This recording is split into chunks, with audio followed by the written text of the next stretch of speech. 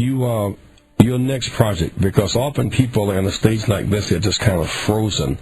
But you were thinking about next project. What do you see as like the next immediate project? What's hitting you right now?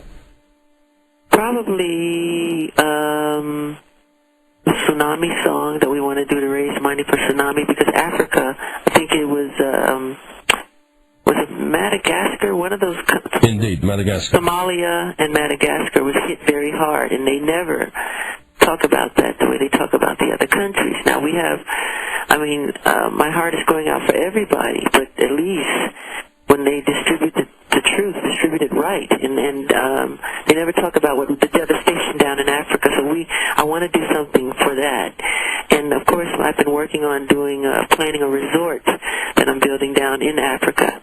A beautiful hotel and just a beautiful setting for people and families, and just something beautiful down there. They have a lot of beautiful places down there, but I want to do something that's more international, you know? Well, you know what's interesting about the tsunami with this huge natural disaster?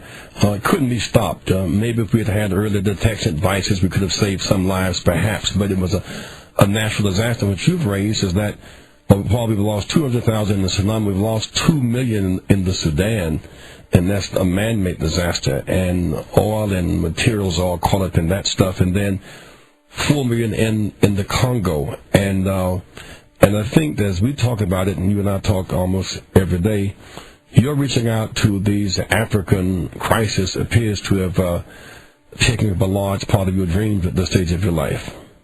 Yes, it has, because Jesse, in my heart, in my deepest of heart, I really love Africa, and I love the people of Africa, and that's why whenever I get the chance, my children and I, we jump on the plane and we fly to Africa and we vacation there. I spend more of my vacations in Africa than any other country. And we love the people and we love the environment. Topographically, it's one of the most beautiful places on the surface of the earth. They never show the sandy white sugar beaches, and it's there.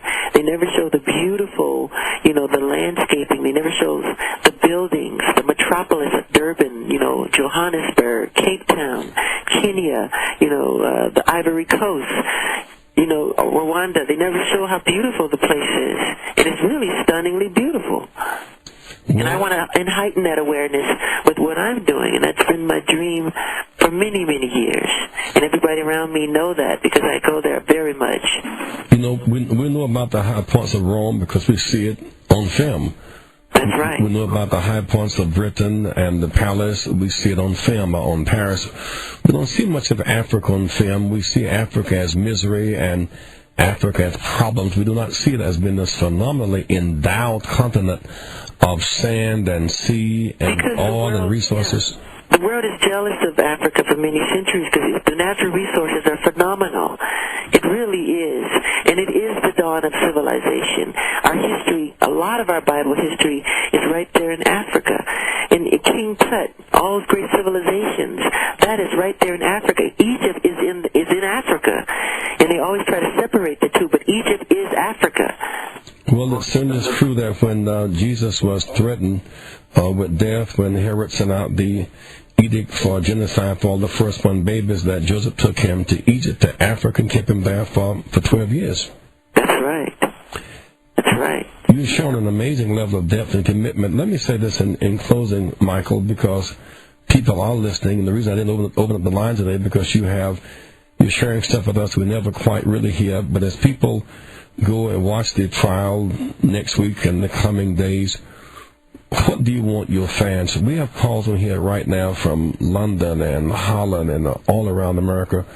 So people are listening today to you. What do you want to say to your fans and supporters, even to your detractors today? I just want to say, fans in every corner of the earth, every nationality, every race, every language, I love you from the bottom of my heart.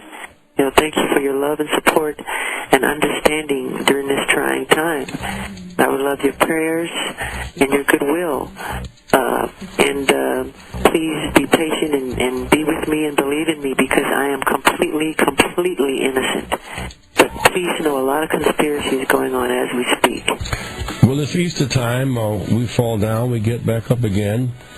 The good news is that Nothing is too hard for God.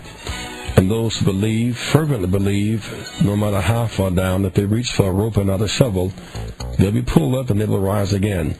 Michael, thank you for sharing yourself with the nation today and the world, and for getting up so early in California. God bless you. God bless you and keep up alive. Talk to you in a minute out there, okay? Bye-bye. All right.